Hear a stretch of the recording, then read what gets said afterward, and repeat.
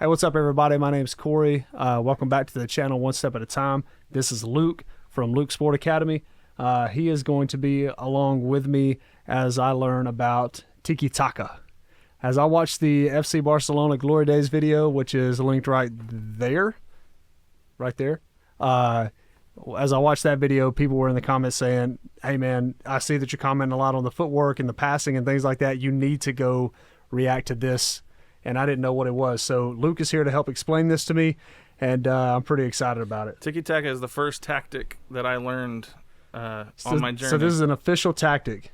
No, it's more of a philosophy. Oh, okay. But it's the first philosophy of football that I learned, and it'll make sense. It'll make sense to you, I think.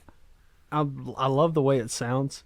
It makes me want to say it all the time now. Tiki Taka. And there's a story behind it. It's from an announcer who was talking about the short passes and saying how they were like dancers, like tiki taka, like they were yeah.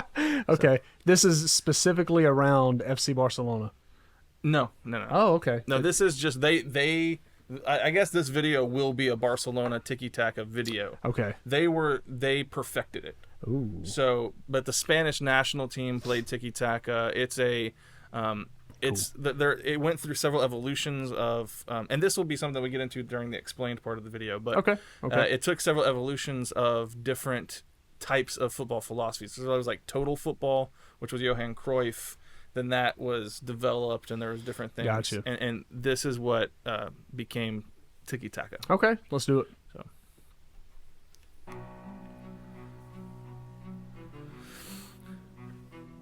I love seeing that Messi jersey. Or, kit. Yeah, so you're going to see in this video that it very much is like a dance. Like, it's such a beautiful way of playing.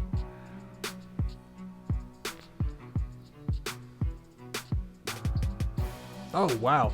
Yeah. Dude. That's your boys from Brighton, yeah? From Brighton? Or whoever. With the kids that were blue and white. I didn't pay attention to it. Probably wasn't Brighton, though. Oh, sorry. Who'd you say you liked, the kids, the blue and white? Yeah, it was Brighton. That's who I like, but they wouldn't be playing in La Liga, I don't think. Unless this was Champions League. Dude. Yeah, it's like a triangle they're drawing. Right. So that's one of the main things about it is it creates these natural triangles. Okay. And they do short, quick passes. So there's a philosophy in Tiki Taka. In fact, there's a documentary on Netflix about it called Take the Ball, Pass the Ball. This was FC Barcelona's thing. Okay. So it's short, quick passes and then movement into a new space.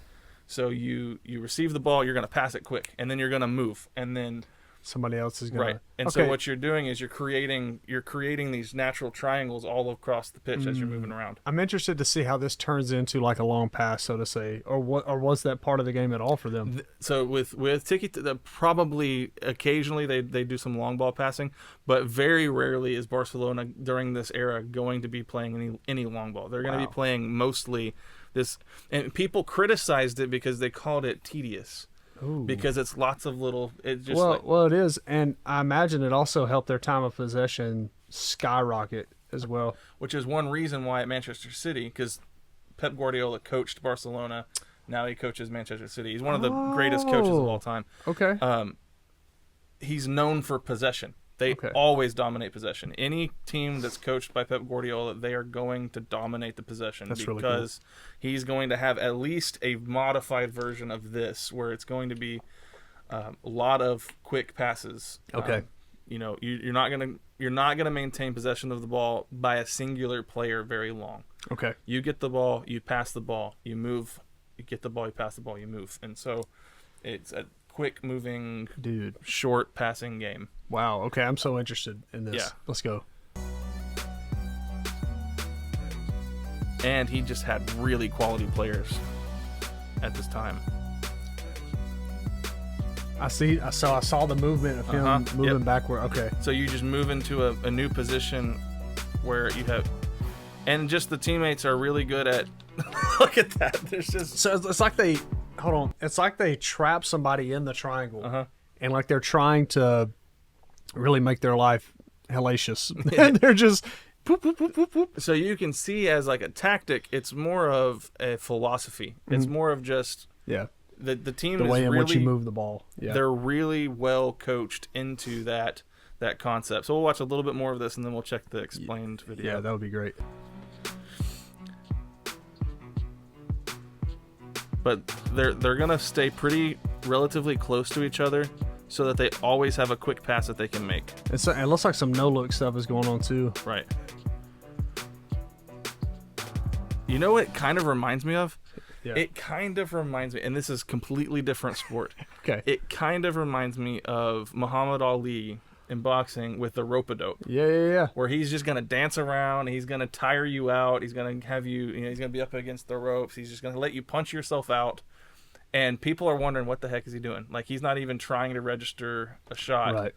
But then he freaking drops a bomb on you. Then he can hit you with it. Man. And so that's what this kind of reminds me of in a certain way, is like, it looks like, it's like, what are you guys doing? Why are you playing this little passing game in this like short like part of the field? I have a hard time understanding how nobody was able to figure out how to stop this. Has it ever been figured out? Yeah, it's okay. So Tiki Taka is not a tactic that gets used much anymore. We'll go to the football. Yeah, pretty much it's fallen out of favor for many of the reasons that I mentioned, like it being tedious, and teams did figure out ways to get it. I'm not my understanding is not high enough yet for me to be able to break down how they were able to beat it. Gotcha. But one thing that made Barcelona unique during this time, because I think the Spanish national team still plays some sort of Tiki Taka when they play, but the reason why Barcelona set themselves apart with this was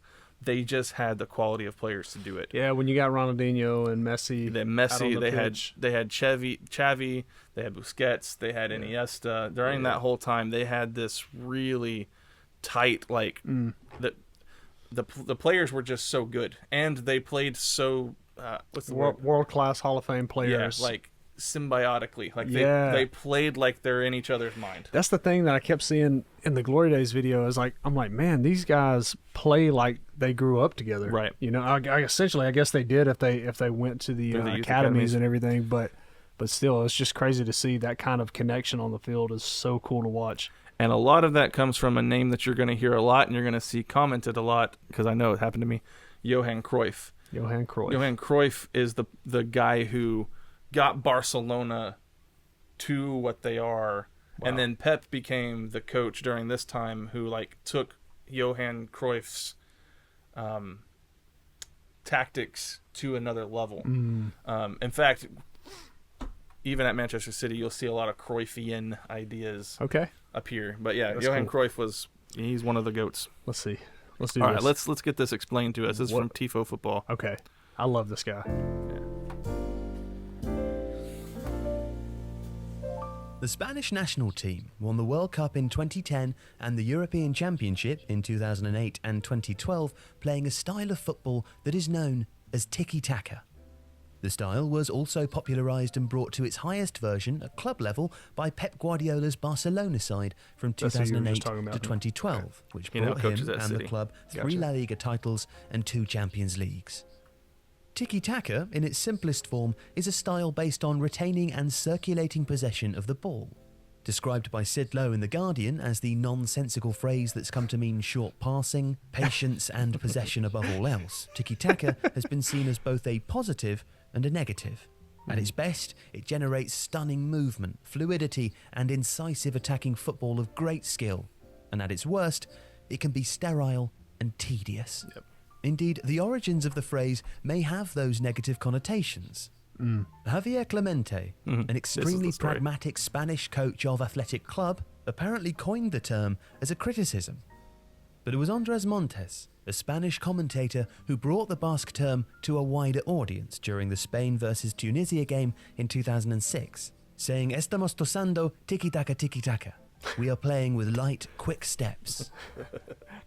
The origins of the Spanish and Barcelona obsession with possession can be traced to the influence of Johan Cruyff, whose philosophy of total football prized possession of the ball and use of space above all else. Right, and this is something, I've said it on my channel, it's something I really connect with, because I'm an offensive-minded, in American football, I'm an offensive-minded guy.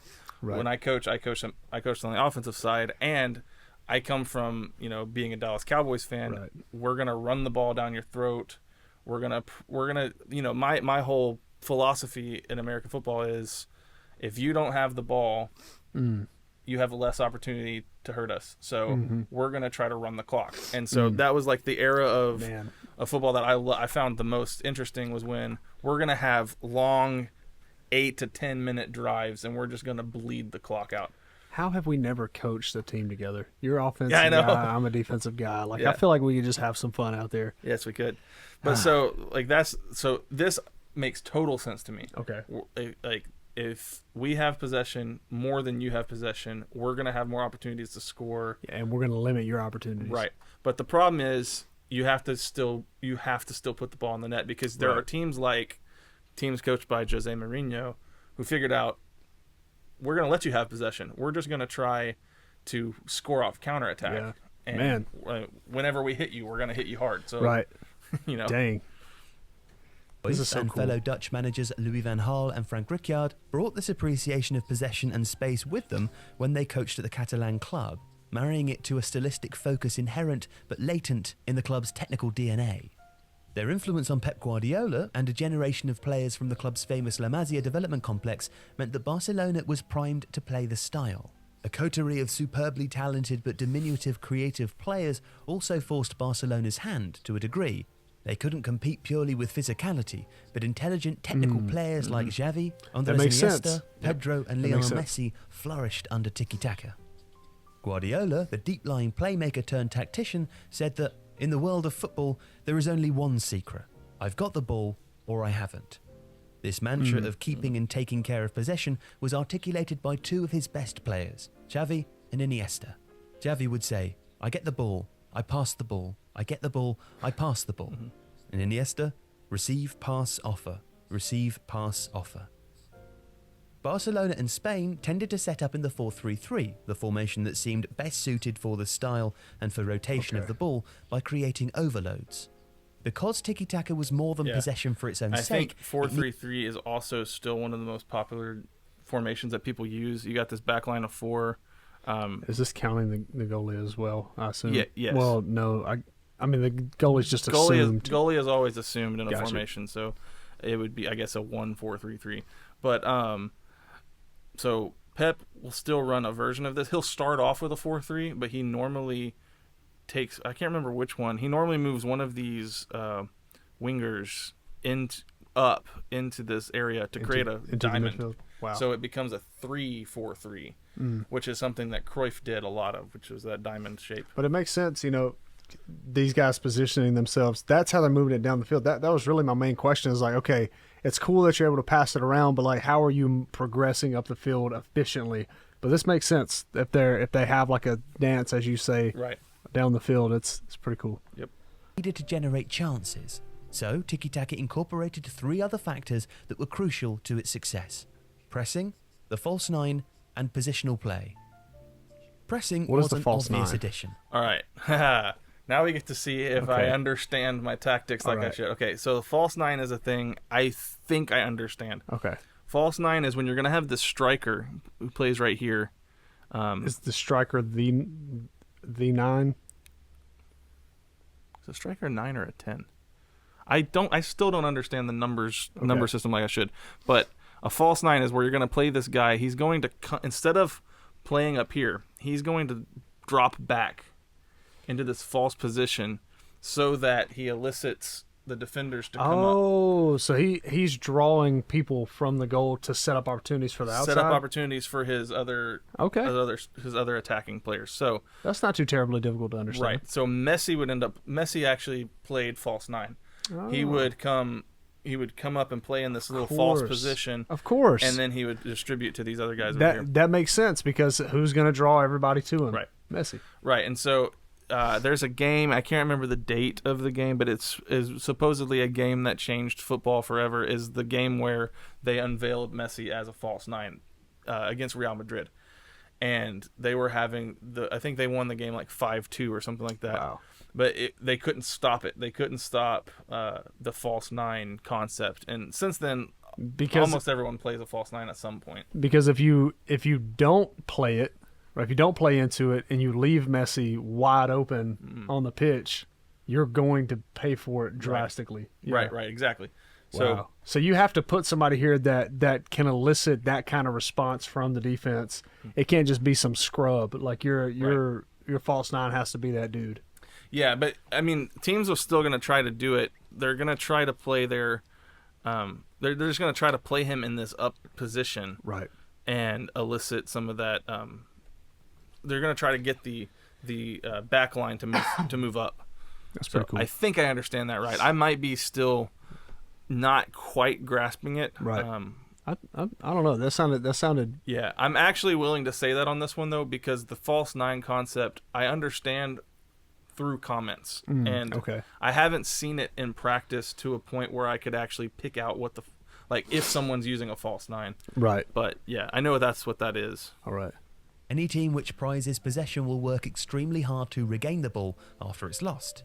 Again, there was a direct continuity here from the ideals of Cruyff, who wanted to make the pitch as small as possible in defence, while Marcelo Bielsa's influence on Guardiola is also apparent. Right. Okay, not to keep pausing the video, but that makes sense because as we were talking about earlier in one of our other videos, you talking about offense and defense is so fluid. Well, if you do turn the ball over and you're playing Tiki Taka, then you have two other guys very close to the ball who can then turn into immediate defenders. Yes. And so because teams like this prize possession above all else, right, they're going to press immediately. Yeah. As soon as they lose possession, they're going to press so that they can get it back. Oh, and unless somebody did something crazy to steal the ball, you now have two people who are able to put the clamps down on somebody and suffocate them on the pitch.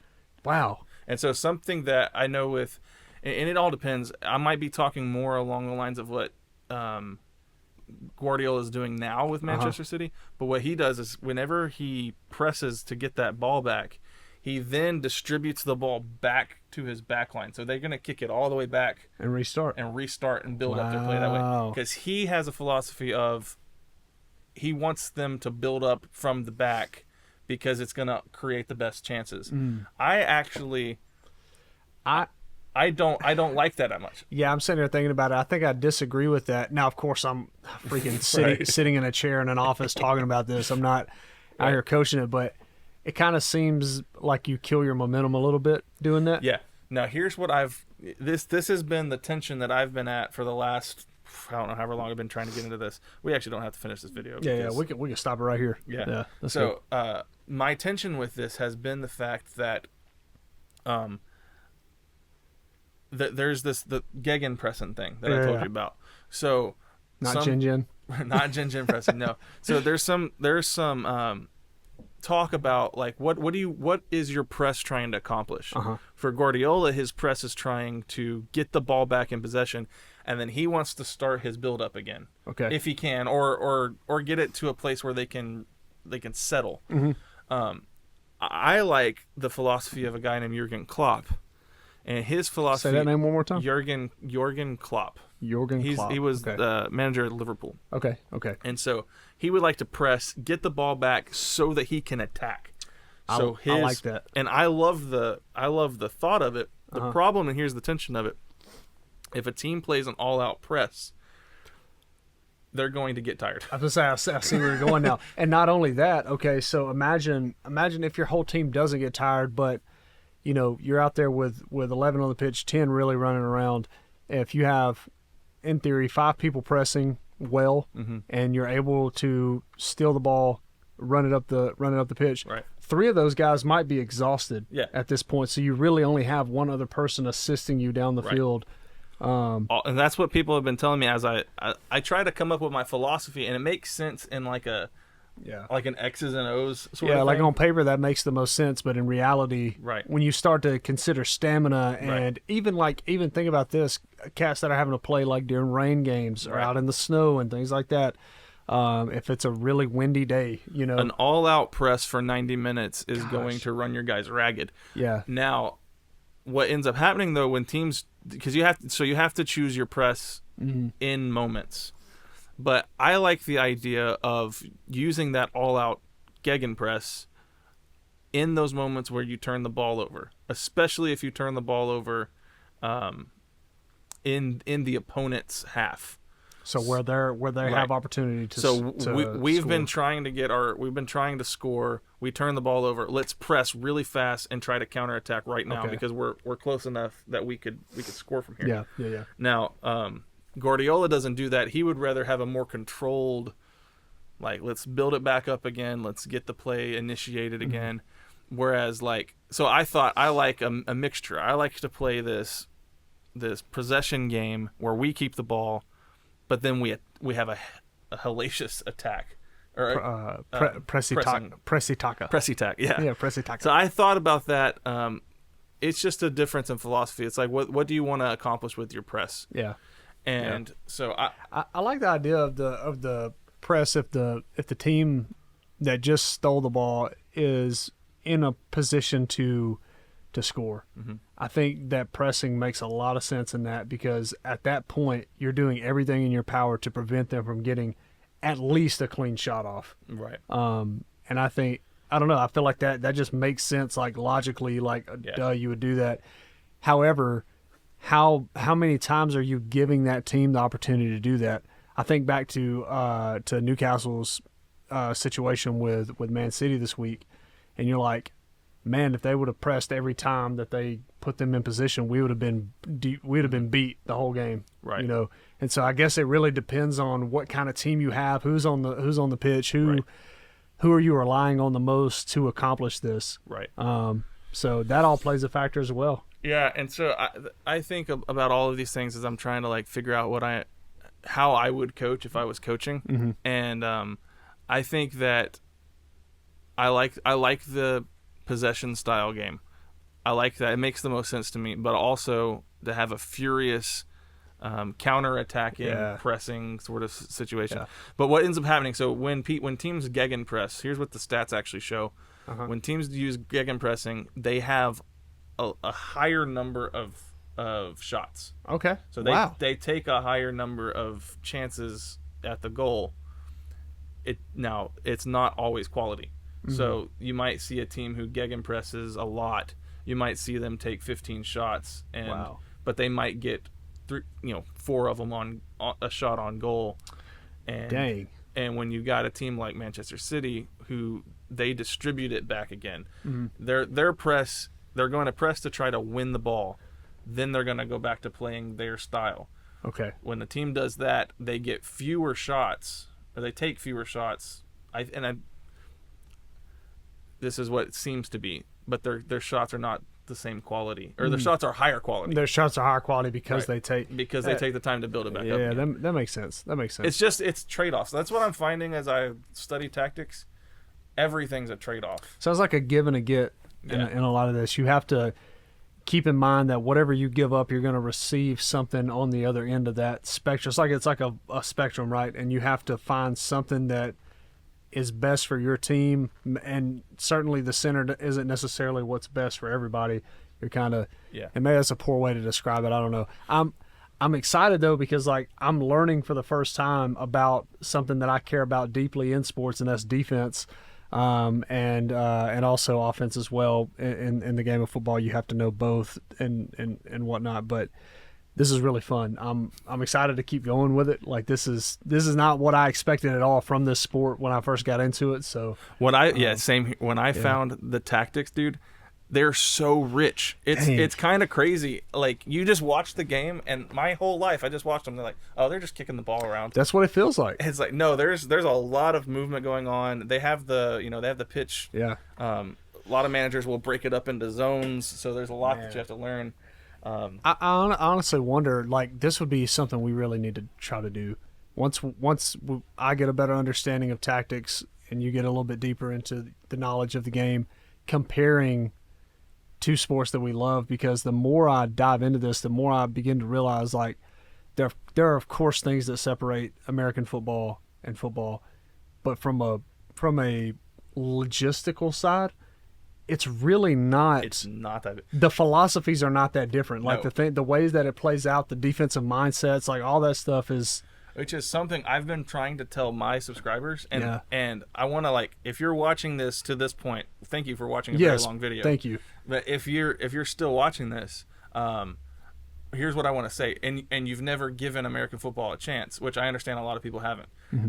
And I actually understand the reasons why you're skeptical of joining in because of all the stoppages and that kind of stuff. I get it. But if you were to actually look deep into the tactics of American football, you would start to understand, there are more similarities than you actually think. Yeah. And that's something I have found as I study the tactics is it makes a lot of sense to me because I've coached American football and I understand the sport very well. The philosophies are essentially the same. I mean, if you want to break it down at the most basic level, it's essentially the same. 11 players are trying to get one ball into a goal on the other side of a field. Yeah. Like, it's the same thing. But the difference is how you're achieving that. But philosophies are the same essentially on the defensive side for sure. Formations are similar. I think that's something that's going to help me fall even harder for this game is that I feel like I'm tapping into a well that has been waiting on me in this sport. Exactly. Like, I'm telling you, man. That is exactly how I felt when I started the journey. It was like, gosh, I started getting into it. It was like, oh, dang. Oh, this is like this is a real sport. Like, you know, like this is the real deal. Like, they're not just out here kicking a ball. No, this is the real deal. Gosh, man, that's exciting. And to think our game actually evolved from it. Yeah. That's what I'm also picking up on is like a lot of the things that we have was established in this game. Yeah, this is the sport that spawned rugby and gridiron football, which is, a little history. Yeah, I like that. Well, hey, guys, seriously, if you stuck around for this long, thank you so much. We appreciate the support. Do not forget to check out Luke's channel, Luke Sports Academy. If you are not subscribed to him, but you're subscribed to me, you are missing out greatly because he is light years ahead of where I am in my journey, and he got me here into this sport in the first place, so he credit where credit's due. Luke's legit. So please check out his channel. You know what's kind of crazy, though? Hit me with it. The last time we did a video together, we realized we're both actually getting subscribers from each other that have never seen us together. That's true. I had one guy hop over. What did he say? He linked over to your channel and was like, hey, I came over here from Corey's channel. And I'm like, what? Yeah, that's so cool. And then I had someone said on one of your videos, it was like, the guy in the blue shirt has good ball knowledge. I was like, wait, how do you not know? How do you not know who Luke is? Yeah, what the heck, man? Like, we've been linked up for this for a while. But anyway, so we appreciate you guys. We love the support. Like this video, comment, subscribe to the channel if you have not.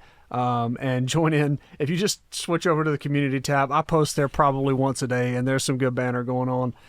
If you join on Luke's channel, if you join his membership, which is not expensive, if you join his membership, you'll actually get access to a Discord chat that we have started with some fans of the channel. It's lit in there. It's awesome, man. I've learned so much just from that. So if you want to be a part of that community, please come on. We would love it. Yeah, we would love it indeed. All right, but until the next video, we'll see you guys then.